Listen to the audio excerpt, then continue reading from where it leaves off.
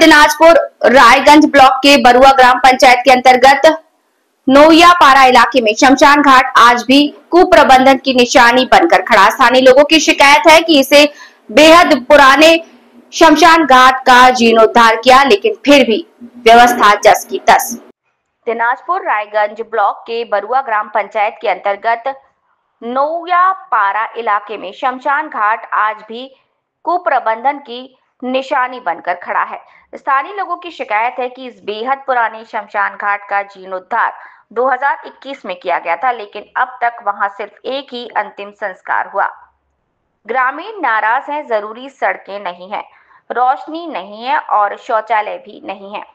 इसकी बजाय शमशान घाट परिसर में जंगल फैला हुआ है और शमशान घाट की भट्टी अब मकई के पौधों का ठिकाना बन गई है। नतीजतन इलाके के लोग अभी भी शवों को दफनाने के लिए खरमुज घाट, बंदर या आसपास के अन्य गांवों में ले जाए जाने को मजबूर है।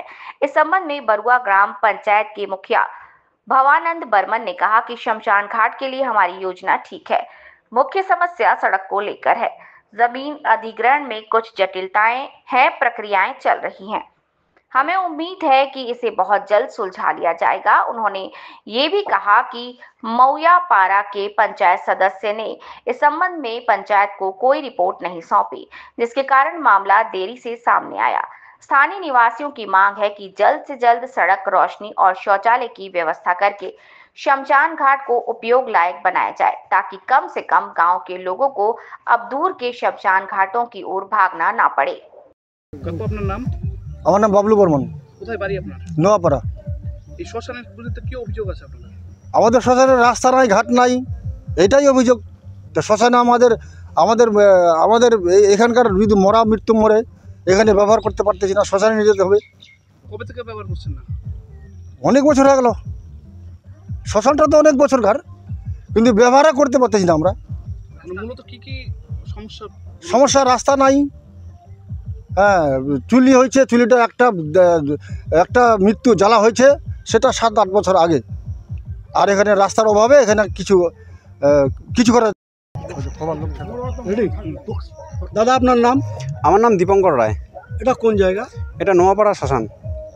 কি অভিযোগ, কি সমস্যা আপনাদের? আমাদের সমস্যা, আমাদের এখানে একটা শ্মশান আছে। এই শ্মশানের যে চুল্লিঘর মোটামুটি 2021 নাগাদ আমাদের উদ্বোধন হয়ে গেছে। উদ্বোধন হওয়ার পরে একটাই মাত্র এখনও অবধি বডি দাহ করা হয়েছে, তারপরে আর এখনও অবধি দাহ করা হয়নি। কেন করা হয়নি? কারণটা একটাই যে আমাদের এখানে বডি তো নিয়ে আসতে পারবো, নিয়ে আসার পরে এবার যে খড়ি লাগবে বা ঢোকার যে রাস্তা, সেই রাস্তাটুকু আমাদের নেই, পরিকাঠামো একদমই নেই।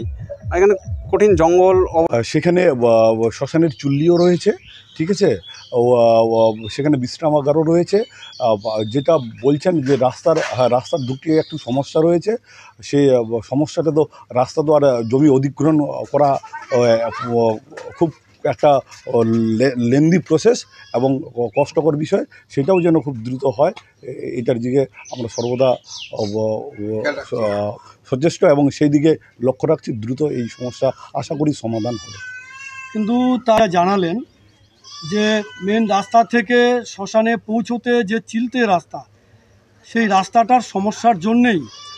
আমরা এখন কথা বলছিলাম রাজু রায়ের সঙ্গে। রাজু, কেমন লাগলো আজকের এই সম্মানটা পাওয়ার পরে নিজেকে খুব প্রাউড ফিল হচ্ছে। আর আমি চেষ্টা করব যে আগামী এরকম যদি কোনো আমার চোখের সামনে কোনো ষড়যন্ত্র বা কিছু হয়, তো অবশ্যই আমি প্রশাসনকে সাহায্য করবো।